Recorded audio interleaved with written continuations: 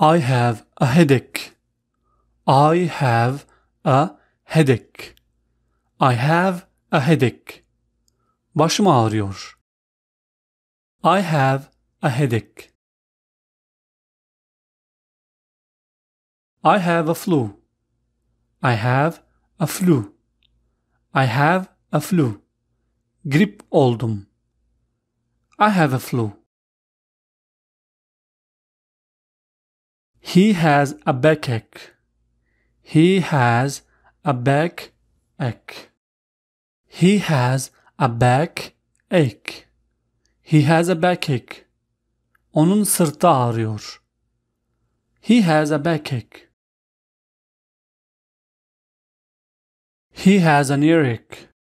He has an earache. He has an earache. Onun kulağı ağrıyor.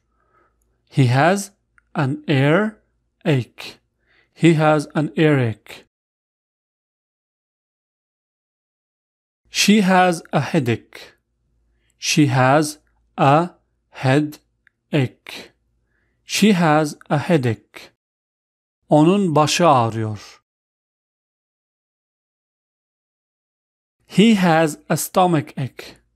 He has a stomach ache. He has a stomach ache. Onun karnı ağrıyor. He has a stomach ache. He has a toothache.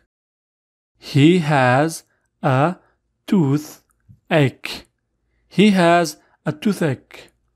Onun dişi ağrıyor. He has a toothache. She has a cold. She has a cold.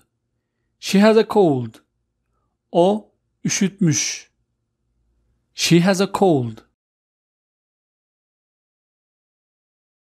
He has a cough. He has a cough. He has a cough. Onun öksürüğü var. He has a cough.